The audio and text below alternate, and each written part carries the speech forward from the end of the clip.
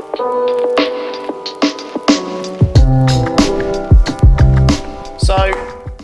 we're going to talk about YouTube. Okay. Obviously, all these videos are going to be uploaded to YouTube, and all the voice is going to be going straight onto a podcast on SoundCloud. So, I want to first off say, what if you could have any YouTube channel? If you could then take ownership of any YouTube channel, Right. in the world, it doesn't have to be who it is, what would you take?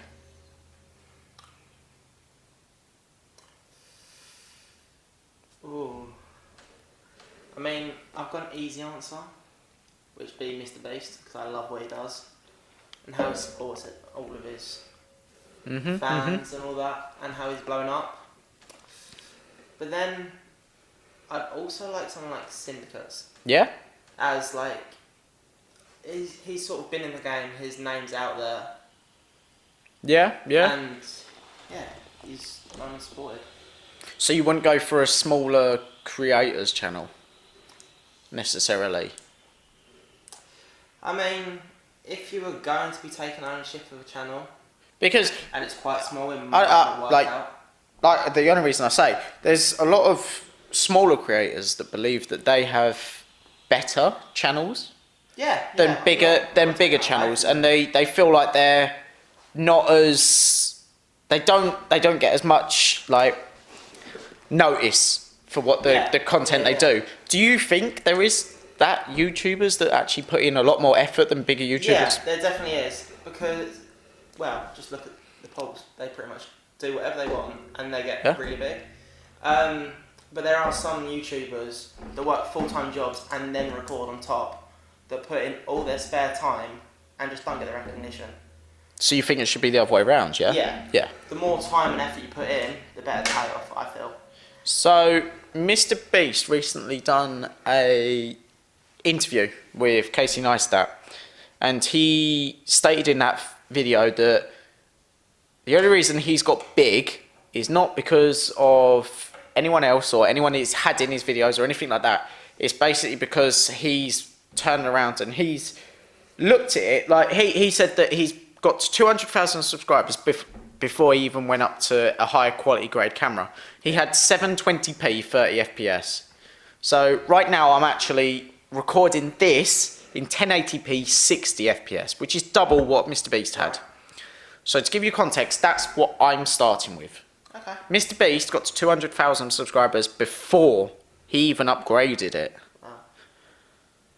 If, for example, Mr. Beast and all these other ones, he said that you've got to, if somebody puts in an hour's work or thinking of ideas for videos, he would put in a day's work. And that is his key to success. Do you think that you could give that dedication? Obviously you're at school, so you're still doing education and things like that. If you had the time, would you put in that much? Yeah, if I had the time, I'd devote all my time that I had free to the YouTube scene. You'd devote it all. Just to get myself going and just provide the best content. Cool. Brilliant. So we're going to talk about consoles and tech and things like that. So have you heard of the new Google device? Yeah, I've seen a few little bits about it. I haven't really looked into it though. So I don't actually remember the name of it, but it's going to be a big competitor for the Xbox and PlayStation.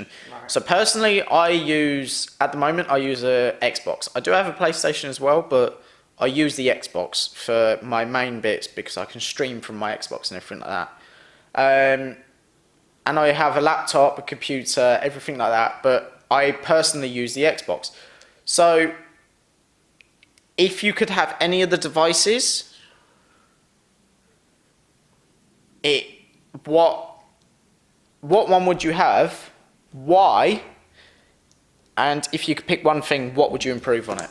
Oh, are we sticking just to consoles? Just consoles. Just so you can, consoles. computers are very much upgradable.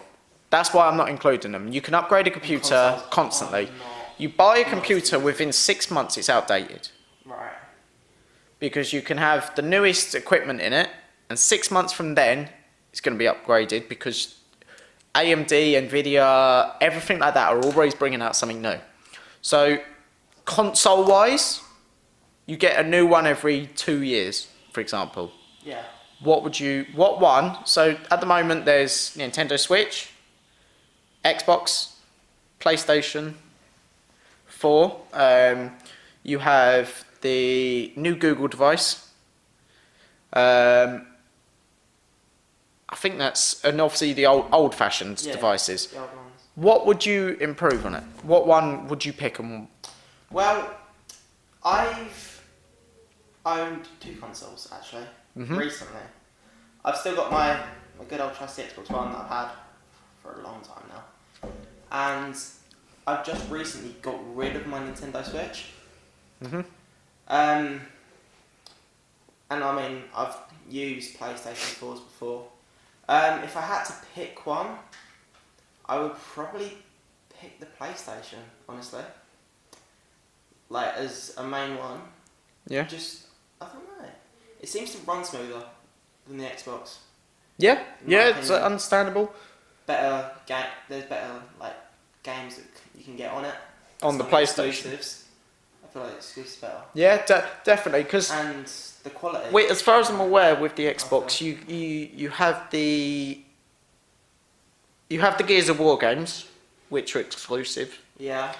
You have Rise, and you have a couple that are Xbox exclusives that you can't get on, obviously, PlayStation and other consoles.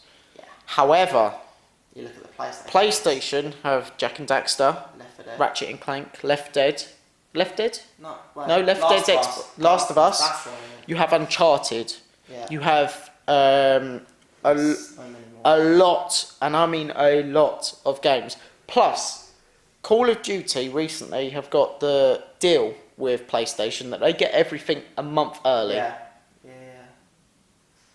Do you see that as PlayStation clicking onto the idea first and saying, "Oh, we believe that PlayStation could go further"? Like, because I personally think they've kind of looked at it and gone, actually, I reckon they could do better out of this. So they've looked at it and gone, PlayStation are going to do better in the next 10 years. We're going to invest money into them to show off what they've got. Yeah, I go along with that. Like, if I'm not mistaken, didn't Xbox have it before? So yeah, Xbox used to have it because Xbox used to be the main The main console. that they use in competitive leagues and things like that. Now it is it's PlayStation And PCs. and PCs. They So use for a lot. example, Fortnite has blown up in the past year. So it's And Apex. now it's only got the competition of Apex, as you Yeah. mentioned. So before there was no other competition. There was PUBG. That was a big game. PUBG got blown out. PUBG got blown out the water by all the other bits, and then it went to Counter-Strike. Counter-Strike was big for a Yeah. while, Yeah. and then it's now gone to Fortnite. But Fortnite has got competition of Apex, but it's now Apex blew up because of what it was. Everyone wanted to see what the new one was. Fortnite is still big. It's probably still the bigger It's game. still bigger. It still has more people log on, as far as I'm aware. I might not be right with that statistic, but they're the bigger game. So, do you think Fortnite will outlive Apex? Like, Honestly, yes. will it still? So, for example, it's season 6, I think, on the Battle Pass. Oh, it's further than that. I'm pretty Apex is on season 1. Yeah. I've only Because it just- started. So Fortnite blew up in 2017, end of 2017. So it's been around a year and 6 months ish, around that time. Yeah. They're still massive, absolutely massive. I personally still play Fortnite. A lot of YouTubers I know still play Fortnite. A lot of Twitch streamers I know still play Fortnite. Call of Duty hasn't made a game that's as big. Don't get me wrong, I love the Blackout. They brought out Blackout. Black Ops 4. Black Ops 4 with Which- Blackout was that amazing. That did become quite big, and then it's just dropped But off again. every game that's come up against it has blown up astronomical amounts, but then Yeah. it's dropped down. It's just dropped, and it's now Apex is starting to do the same. I played Apex Yeah. the other day. I didn't like it. I personally didn't like Apex. I play Fortnite, and it's always new, fresh ideas. It's always different competition. Yeah. Apex, and the thing is with building as well, you've always got something new, something fresh, something. Personally, I could never 100% get the building down. I've got better, but I've never become pro with the building. But I very much try my best all the time. So it's a case of is that going to be a benefit on Fortnite's part? Yeah, Fortnite's always going to have the advantage because they've got the building, they've got the creative mode, where people can just build whatever they want. Whereas with Apex, I don't feel they've brought out enough to keep it fresh. Yeah. Because I've played Apex and I played Fortnite. I personally prefer Apex. Yes. I don't know what it is about it, it's just the way it feels because I was a big fan of Titanfall. Yeah, see, I feel that's a lot it's like Titanfall. Titanfall is very much like multiplayer Call of Duty, Yeah, but it brought a new aspect to it. yeah, Whereas Apex, because of the way it's built, it's taken the best of Fortnite, the best of Call of Duty, the best of Titanfall, and stuck it all in one. yeah. Yeah? Yeah, that's pretty much what they've done. But the Apex, I feel, doesn't have as many younger players as Fortnite does. Whereas with Fortnite, all the younger fans of it are still playing it, and they're still playing it a lot. So them alone, they're just keeping the fan base going. And with all the big YouTubers, i.e. Ninja still playing it, Shout out to Ninja. Yeah. people like Tim the Tatman, Yeah, yeah. where with that lot still playing it, they're just keeping it going. And I feel Apex is just gonna die out eventually. So you think it's gonna just die? gonna sort of It's gonna build it, and then it's gonna burst into a ball Yeah. of flames and hit I like reckon hit by the the fan end like of a sack of shit. Season 1, maybe Season 2 of it, End of season 2. it won't be as big anymore. No? Okay, okay.